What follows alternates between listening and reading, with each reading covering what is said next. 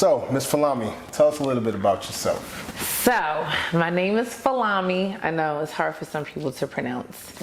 I'm a mom of one amazing son. He's going to be 8 in June. I can hardly believe it. I enjoy public speaking. I enjoy learning about hair. I enjoy cooking. I work full time as a federal government employee. I like to encourage others. I'm very passionate about Black men in the community. I'm passionate about doing community service, period. I used to feed our guests down at our Daily Bread Employment Center. I also am a part of College Bound because I feel like higher education is important, especially for Black people and advancing in their careers. So I have a mentee that I talk to. And I also want to get more involved with talking to other young people who are in college, letting them know how much college is important. I also graduated from Frostburg back in 2010, and then I graduated from University of Baltimore in 2015 with my master's degree. That's what's up. Congratulations. Thank you. Doing big things. Just a little something slight. Hey, I'm telling you, real deal right here, man. So, and one thing I want to say, shout out to you for overcoming a lot of things that, a lot of obstacles even in the city. You being from Baltimore and having to go through all the different changes and see a lot of different things, and you still overcame. So I just want to. Well, fortunately, I got to be real. I'm only from the county. Unfortunately, I never had to deal with junkies on the corner or some of the disparities that we see in Baltimore City. So I went to all county schools. I used to see little bits and pieces of the city, but I never had to, that wasn't my daily environment. So fortunately I kind of escaped that just a little bit. Yeah. But that's why I'm so passionate about trying to give back to that community, because how do we bring them out of that dark place? Yeah.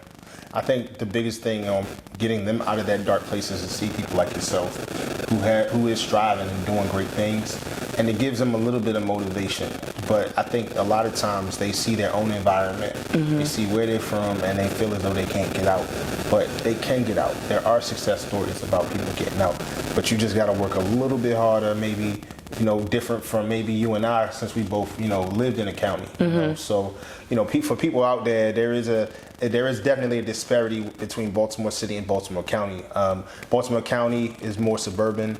A lot of more resources are funneled into the county and various areas in the city and the community, whereas you still have different parts of Baltimore City that is still low poverty. There's no type of services when it comes to mental health services. That's very few and far between.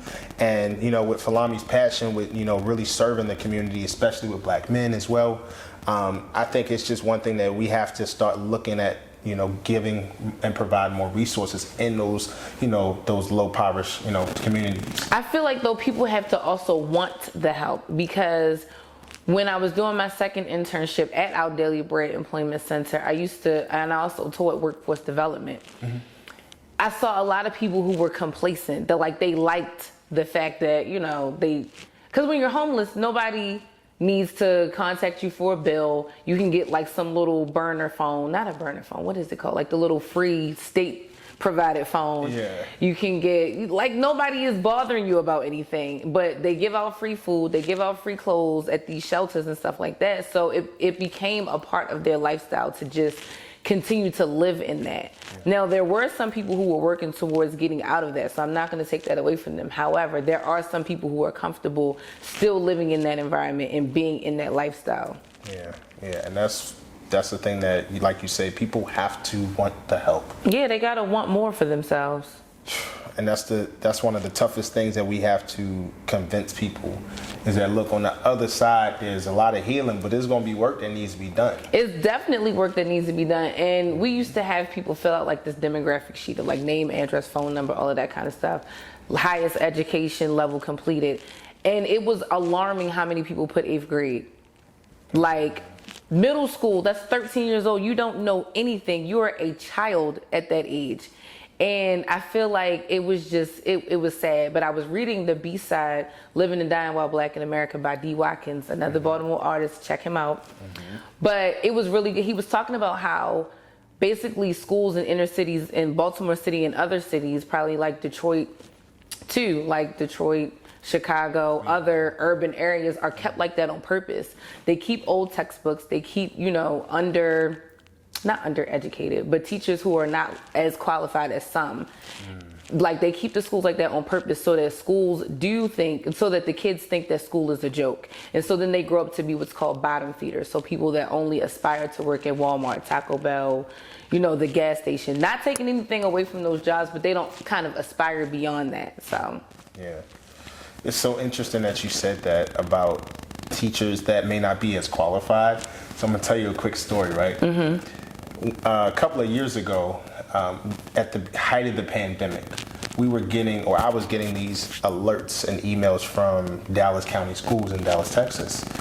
And they pretty much said, hey, as long as you have a degree, you're able to teach pretty much. And you don't even have to have, an education degree or education background. We could just certify you because we're just in huge need of just teachers. So it made me, I honestly almost thought about it for a minute. But I was like, you know what? Maybe out of fear, I felt like I was going to fail the kids. Right. I didn't want to fail anyone's kids because of the fact that I wasn't qualified. Pretty much. So it's real how you said that there's probably different teachers that aren't as qualified for whatever reason. It's different levels. And one of my best friends, she teaches second grade math. And I remember when she was going through that process, like in undergrad, there's not only do you get the degree in education, but you also have to pass this 3-part test called the Praxis. Okay. I think it has math, language, and reading, something like that. It's 3 different sections of it. It's expensive. You have to pay for it each time. But then they pay teachers more when they get a master's. So not only do you get the undergrad, but then when you get a master's, you get paid more. But it's a lot of teachers who just have that bachelor's. But then how come you're making it seem like, in order to pay you more, you have to be educated more, as if an undergrad degree is not enough or something? So yeah, I don't agree with that. I don't either, especially since you had to take that test. Like, the Praxis is not easy. My aunt was an educator as well. She used to teach at Falstaff Middle, and then she became the principal. Okay. But she had to take that test back then, and it's like you're testing these people ad nauseum. You're making them go to all of this school, but then you're picking other people who are not as qualified as them and paying them the same, and that's not right. No, that's not fair. Yeah, I don't like that. That disparity, that pay disparity is bad. And teachers are already some of the most disrespected people on the planet. And we need them the most, literally. Like, your whole existence starts at elementary school, like adding, subtracting, reading, division, whatever you need to get started wherever you end up. It all starts with elementary school in the very beginning, and you're not even paying those people. So like doctors, lawyers, politicians, they all started in school. So where you're supposed to be, right? Exactly. Well, I think education and mental health kind of go together, right? Just a little bit. Just a tad. Smidge. Well, one thing with you being, in the community in a big way, as mental health challenges continue to rise, some Black Americans are still not receiving the mental health care and treatment that they may need, right? This is especially true for Black men who are not only affected by the general barriers to medical treatment that many in the Black community still suffer from and don't really have a lot of access to, but it ultimately impacts their help-seeking behaviors. So despite known or suspected mental health issues, Black men, for numerous reasons, are often reluctant to seek treatment. So let me just ask you, what are some disparities you see from Black men and their feelings, especially when it comes to tending to their mental health? I feel like, though, for a long time, it was the stigma with checking on your mental health. Like, for a long time, it's like, oh, well, you're crazy, and how you going to go to talk to a therapist? Mm-hmm. But I think in the last maybe 5 years, we've seen the importance of it a whole lot more. Or people were going to therapy like in private because it was seen as like this bad thing. But now you're praised for going to therapy. I can't tell you how many times I've reached out to a therapist and they said, oh, I'm not taking new clients right now, because now they're bombarded with people who are checking on their mental health.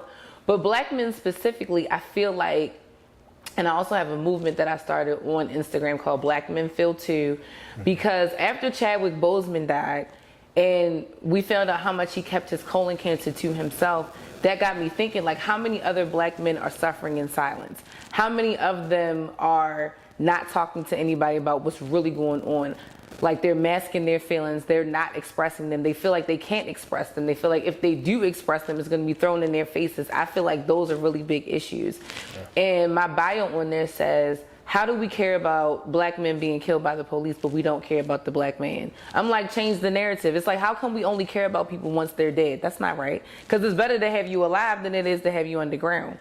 So I feel like a big issue with that is basically having somebody to talk to, having that safe space for somebody to talk to as well. Because it's a lot of black men who don't feel like they have that safe space to talk. And this is from family members and girlfriends, wives, the kids, whatever. But it's like, oh, we need you. But don't tell me about how you're feeling about all of that. Just provide and be quiet. That's not fair. That is not fair at all.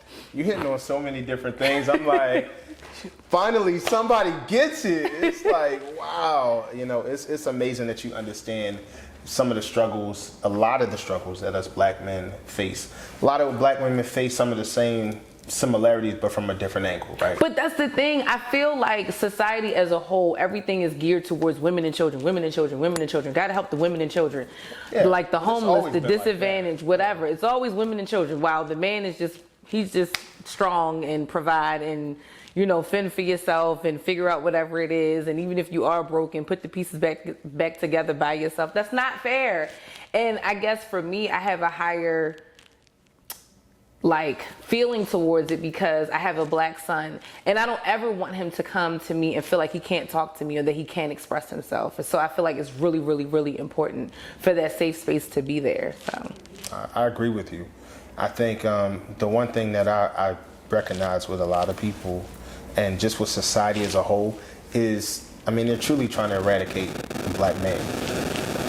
Been trying to. And y'all masculinity, period. I was just about to say that. You got dudes in dresses now. I mean, what's his name? Lakeith Stanfield in that dress, and then Kid Cudi in that dress doing the Kurt Cobain.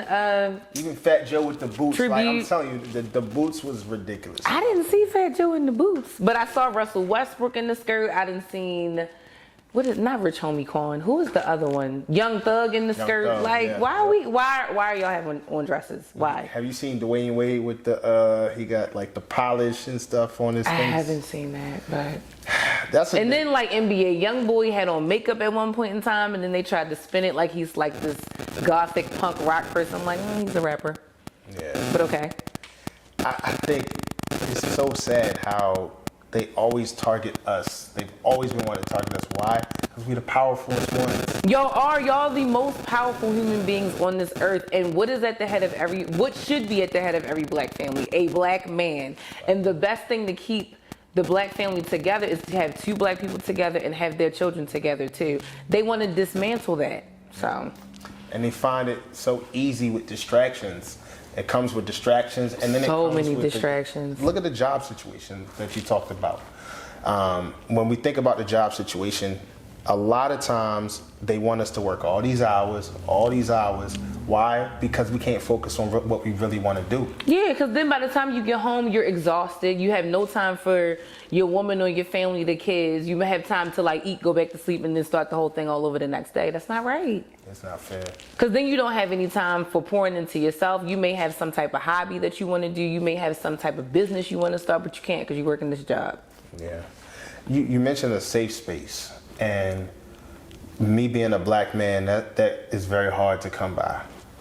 I didn't grow up in a safe environment emotionally, between seeing my parents always argue and fight, and then ultimately they got divorced. So dealing with all of that trauma in addition to the trauma of divorce, and so a lot of different emotions, a lot of different traumatic experiences have come out of that. Mm-hmm. Fear of abandonment, fear of rejection, and as a man, we have to be able to express how we feel about these things, but we can only do it in a safe space. Somebody who's willing to listen.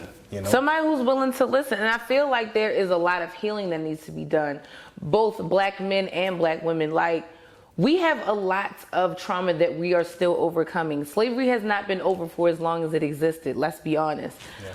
The first black girl to go to integrated public schools is only 66 years old. That's young, because if somebody died at 66, you'd be thinking, man, they still have so much more life to live. Yeah. So it's a lot that we're still recovering from. There are old habits that we're still trying to break out of.